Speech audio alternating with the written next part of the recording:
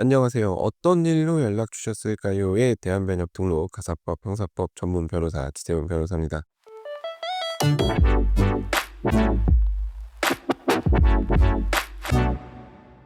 자, 오늘은 임대차 계약 관련해서 한번 얘기를 해 보려고 합니다. 제가 상담드리기가 참 쉽지 않은 것 중에 하나가 임대차 계약과 관련된 분쟁입니다.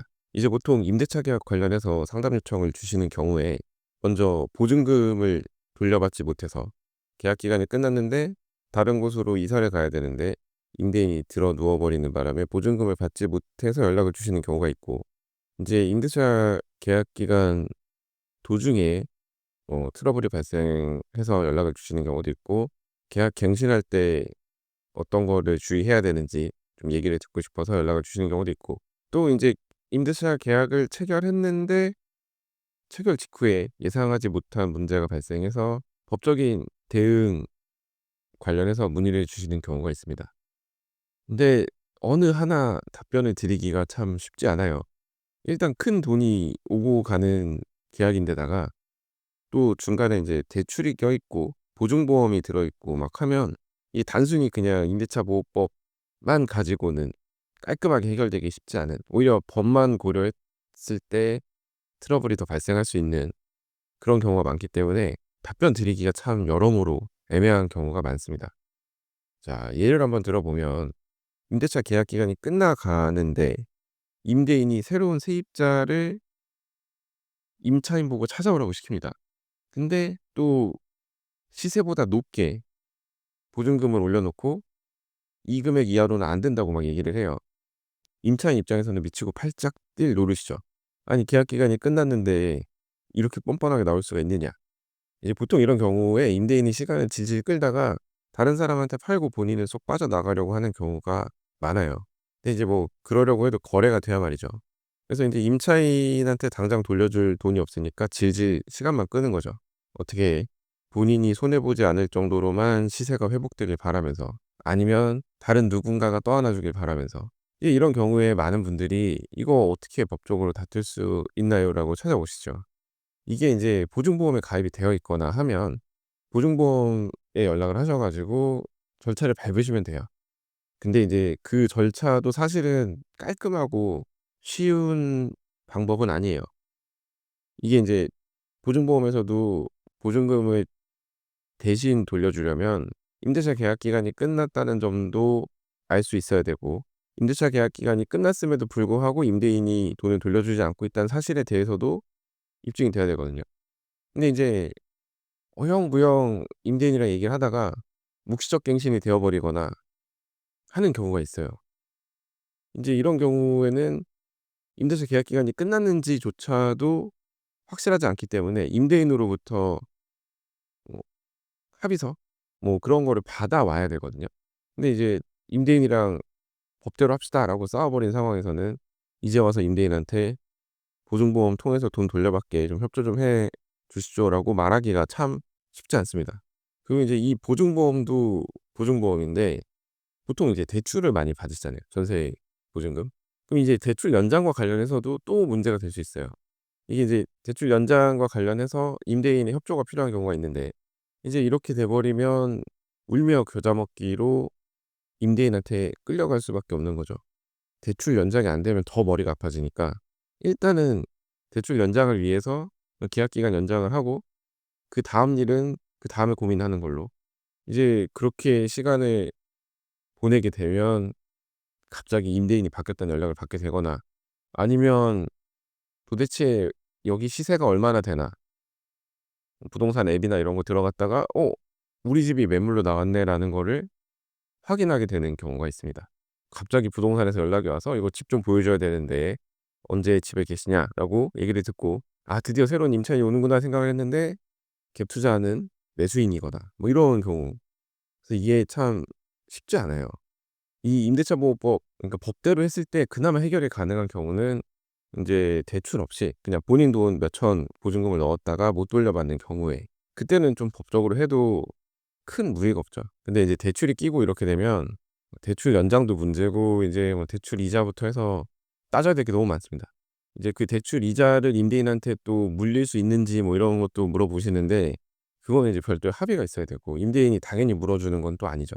근데 내가 여기서 돈 빼 가지고 다른 데로 가면 이자를 아낄 수 있는데 그만큼 손해 보는 거다라고 주장을 하고 싶어 하시거든요. 근데 그렇게 법적으로 청구하기가 좀 어렵습니다, 제 생각에는. 그래서 인제 임대인한테 별도로 이제 연장할 때 약정을 받으셔야 되는데 실제 제가 이런 거 상담해 보면 임대인이 처음 몇 달은 이자를 좀 내줘요. 근데 이제 갑자기 그러다가 이자를 안 내주기 시작하죠. 그럼 이제 임차인은 막 화가 나지만 임대인은 연락을 안 받고.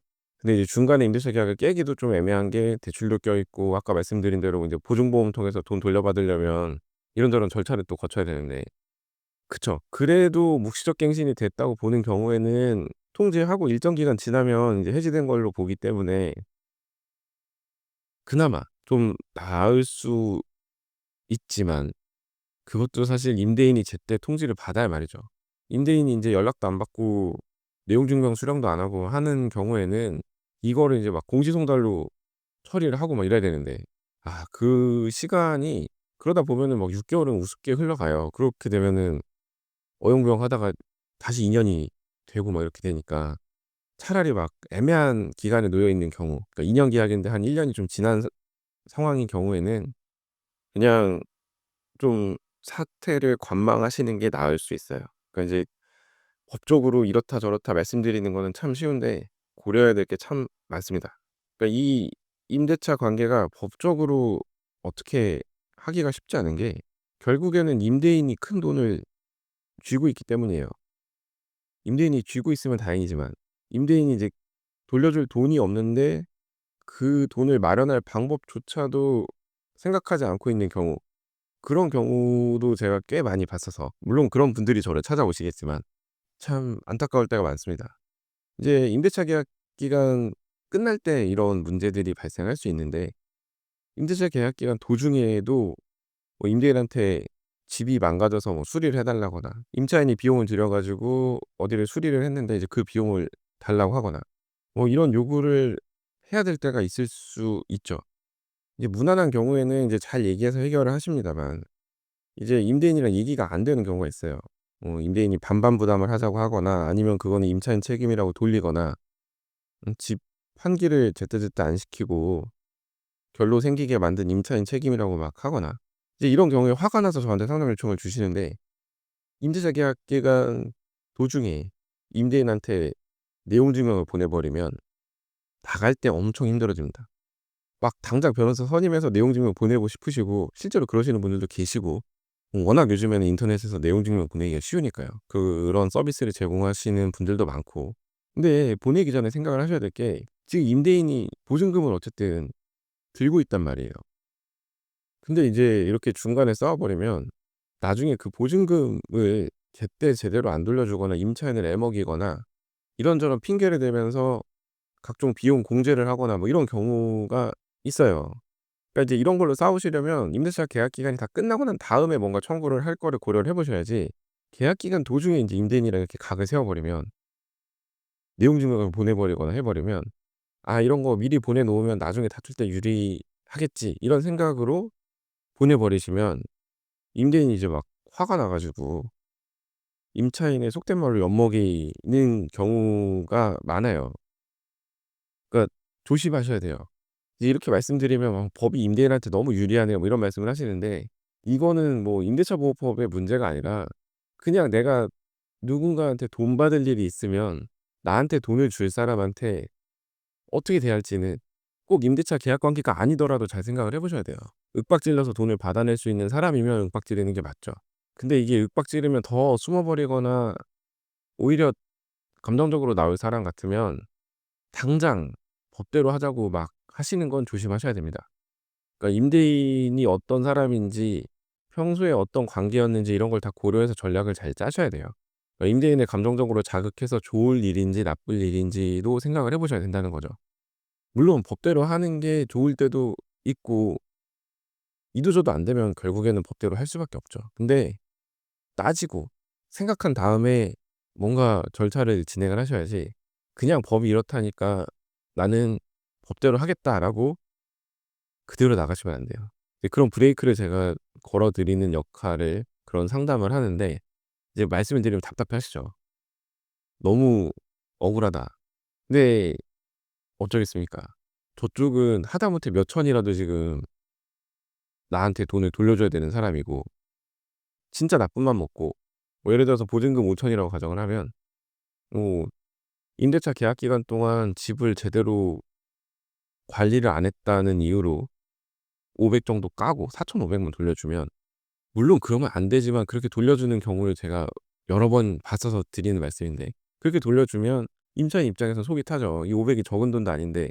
근데 이 500을 받자고 당장 소송을 제기하기도 또 애매한 돈이고, 그 임대인이 뭐 그냥 500을 생으로 안 돌려주는 경우도 있지만 내가 인제 확인할 거 하고 진짜 문제가 없으면 나중에 돌려주겠다 뭐 이렇게 나오는 경우도 있거든요. 근데 이런 경우에 아무리 뭐 법적으로 지연이자가 어쩌고 저쩌고 해 봤자 임대인 입장에서는 임차인이 괘씸해서 내가 그 정도 돈 낼 각오하고 아니면 이제 일부 까고 주면 되니까 뭐 이런 생각을 하면서 소송하기도 애매한 액수를 안 돌려주는 그런 경우가 있는데, 인제 주로 계약 기간 중에 임대인이랑 좀 얼굴을 붉히면 꼭 이런 일이 벌어지더라고요. 그러니까 임대차 계약 기간 중에 임대인한테 내용 증명 보내거나 하는 건 정말 조심을 하셔야 된다. 해지할 생각으로 끝까지 갈 생각으로 내용 증명을 보내지는 모르겠는데, 꼭 내용 증명이 아니라 하더라도 문자를 보내거나 할 때 임대인이랑 진짜 싸우시면 임대인이 잠수를 타요. 그러면 진짜 해결할 방법이 마땅치 않습니다. 오늘 제가 이런 말씀을 드리는 이유는 이번 주에 유난히 또 임대차 관련한 상담이 많았거든요. 근데 이제 깔끔하게 떨어지는 답을 제가 드리지 못했고 결국 마무리는 "임대인이랑 잘 한번 얘기해 보셔라. 그게 안 됐을 때 저한테 찾아오셔라."라는 말씀을 드렸고, 이런 상담을 몇 번 하다 보니까 제가 개인적으로 답답해서 오늘 이렇게 한번 말씀을 드려 봤습니다. 그러니까 잘 생각을 하셔야 돼요. 법대로 해결이 어려운 게 의외로 임대차 계약 관계입니다. 엮여 있는 사람도 많고, 어떻게 보면 이 임대차 계약이라는 게 사람과 사람 사이, 임대인과 임차인 사이의 그 돈 더하기 부동산 더하기 알파 같은 느낌이어서 어디 인터넷에서 막 사이다, 후기 이런 거를 읽고 섣불리 법적인 대응을 하지 말기를 바라는 마음에서 오늘 이렇게 말씀을 드려 봤습니다. 자, 오늘 제가 준비한 얘기는 여기까지이고요. 오늘도 끝까지 들어 주셔서 감사합니다.